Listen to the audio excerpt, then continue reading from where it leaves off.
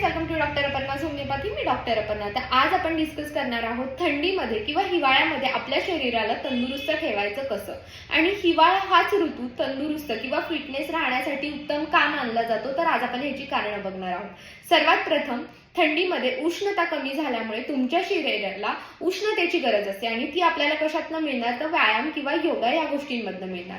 त्यामुळे व्यायाम हा सातत्याने थंडीमध्ये केला पाहिजे. दुसरी गोष्ट, थंडीमध्ये आपल्या शरीराला आतून उष्णता किंवा ऊब मिळत असते, जी ऊब तुमचं अन्न पचवायला मदत करते किंवा तुमचं मेटाबॉलिझम वाढल्यामुळे तुमचं अन्न पचलं जातं. कारण की तुम्ही कुठलेही हेवी पदार्थ खा, ज्यामध्ये उदाहरणार्थ बाजरी असू शकते, नाचणी असू शकते, तेलकट पदार्थ असू शकतात, हे सुद्धा आपल्याला थंडीमध्ये इझिली पचले जातात किंवा जास्त प्रमाणात भूक लागते. ह्याचं कारण आपल्या शरीराला आतून मिळालेली ऊब.